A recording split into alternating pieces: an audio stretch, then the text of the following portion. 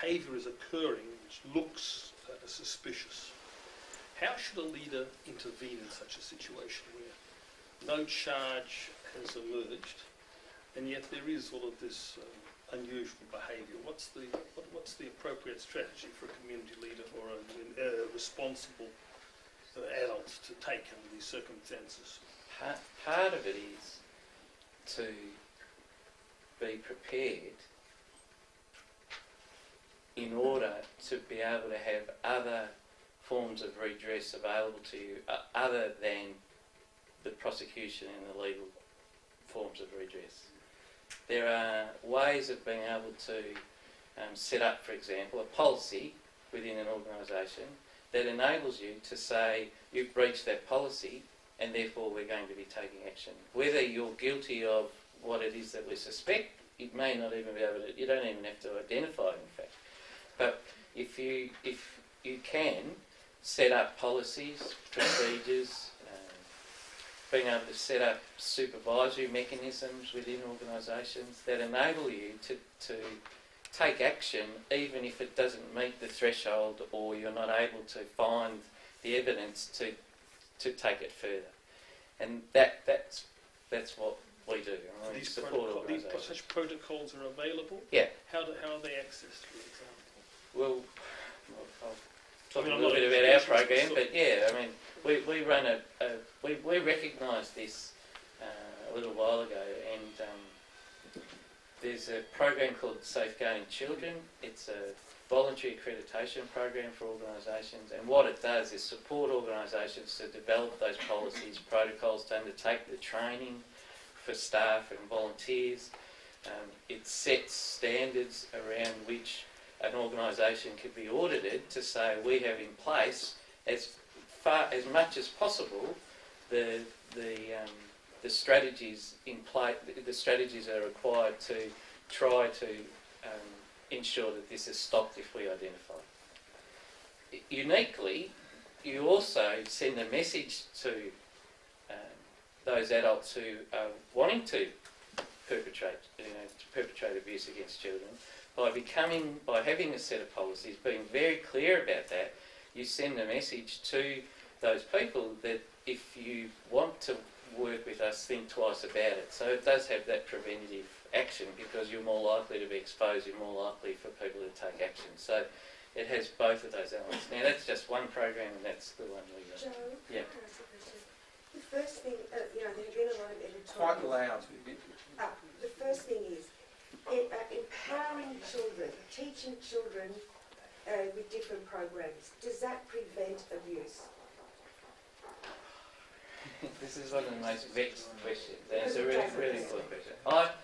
I have reservations about children empowerment programs and children education programs because it puts the onus for prevention, for protection on the child. Yeah, exactly. And the reality is, or research has certainly borne out, that perpetrators know these programs and they use them against children. Exactly. So that's not to say that children understanding respect, children having life skills around relationships won't help them if they come across situations that are harmful for them. Whether it's bullying, whether it's peer-to-peer or whether it's adult to child, that's my view. There are other people that don't agree. But I think this is one of the myths that is sort of our community believes. We teach children to say no, it's no problem anymore. It's a useful tool for many reasons, but it's not going to prevent abuse. It may minimise it, they may disclose it earlier, which is great as well. Yeah. So the only thing that's going to prevent the abuse is educating adults. Yeah. And every school needs to have a child protection policy that has got screening procedures, which are much more than working with checks, because not many people are actually convicted. So it's useful, but it's only one step. How you interview. There are many screening procedures. You have to have a code of conduct policy. Unless people know what appropriate policy is, how is the principal going to find out if there's inappropriate behaviour or conduct, then how do you monitor it? Is everything open and visible? Are there hidden spots? You've got to monitor it as well. If there is inappropriate behaviour, is there a need for further education for that teacher or whoever, or is that a reportable offence? So if you've got the policies, if at the interview stage you say, we are a school that work hard to prevent child abuse, this is our policy, these are our beliefs, well, you're already going to eliminate a lot of the people who want to go to schools where children are easy targets. Would you agree, Joe? Yeah.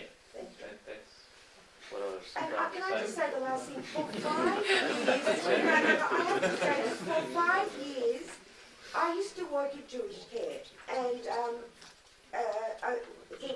the last referral that I was involved with was a girl who told a teacher at her Orthodox Jewish school that she was being abused, and the teacher told her that she was not a pure diamond and didn't do anything about it.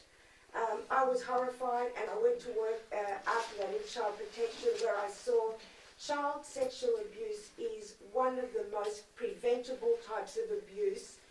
I wish the others were as easy to prevent.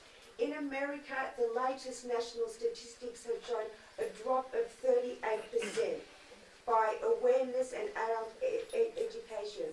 Last thing, I know I'm talking too much. I think the biggest hero here tonight is Jeremy Rapke, because there was the horrible case of a school that did not report that a child was being abused. Friends had told teachers or whatever. The girl ended up murdering her stepfather, who was violently abusing her at knife point, and she was committed for trial for murder, and I think Jeremy used some legal whatever, and the girl didn't have to stand trial. Vivian, I think we'll stop there. Okay. I let you go on that long because I wanted everybody to hear about Jeremy's good work. Okay. But if we got the point, it's very bad. Okay. Are there any further questions? There's two over here. Questions, please. Obviously you have a lot of insight into the sort of psychology of the perpetrator by what you were talking about. I'm just curious, the pathology of the perpetrator. Can you be curious louder? Yeah, I'll be very curious, very loudly. The mindset of, based on your research and experience, the mindset of the perpetrator. What are the outcomes? Is it always a concern? Is it possible for reform? You know, let's say someone serves their time and then they re-enter the community. What do we do? How do we react? How do we respond? What do you know about that?